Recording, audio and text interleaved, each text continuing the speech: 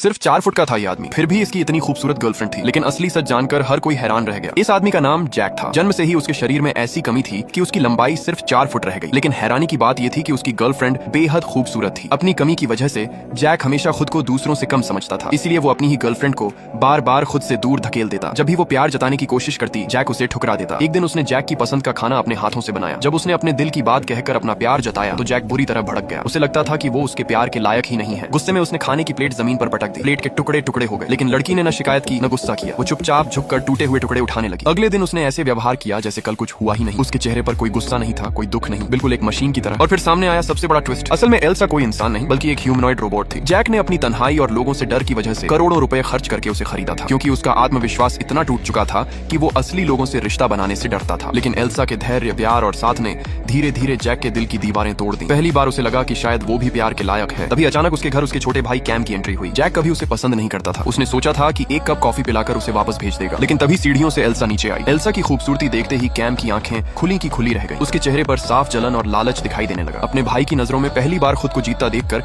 Jack को अजीब सा गर्व महसूस हुआ। इसी घमंड में उसने कैम को कुछ दिन और घर पर रुकने का न्योता दे दिया। उसे बिल्कुल भी अंदाजा नहीं था कि यही फैसला उसकी जिंदगी का सबसे बड़ा दुस्वप्न बनने वाला है। कुछ ही दिनों में कैम की असली नीयत सामने आने लगी। एक दिन जब दोनों भाई स्विमिंग कर रहे थे, कैम ने मौका देखकर एल्सा के साथ जबरदस्ती करने की कोशिश की, लेकिन एल्सा ने उसे जोर से धक्का दे दिया। दोनों की आवाज सुनकर जैक दौड़ता हुआ आया और एल्सा की रक्षा की। उसी पल कैम के दिमाग में एक बेहद खतरनाक और शैतानी योजना जन्म ले चुकी थी। कुछ समय बाद कैम ने घर में पेंट कराने का बहाना बनाया। एल्सा भी मदद करने बाहर आई। कैम ने उसे सीढ़ी पर चढ़ने को कहा। जैसे ही एल्सा ऊपर पहुंची, कैम ने चुपके से सीढ़ी छोड़ दी। उसे पूरा यकीन था कि इस बार एल्सा नीचे गिर जाएगी। तभी अचानक पूरे घर में जोरदार धमाके की आवाज गूंज उठी। कैम घबराकर पलटा, लेकिन आवाज एल्सा के गिरने की नहीं थी। उसकी खतरनाक चाल पूरी तरह नाकाम हो चुकी थी। ये देखकर उसका चेहरा गुस्से से काला पड़ गया। कुछ ही दिनों बाद जैक का जन्मदिन आया। घर में दोस्तों की भीड़ थी, जश्न का माहौल था, लेकिन कैम के दिमाग में पार्टी नहीं बल्कि अपनी अगली खौफनाक चाल चल रही थी।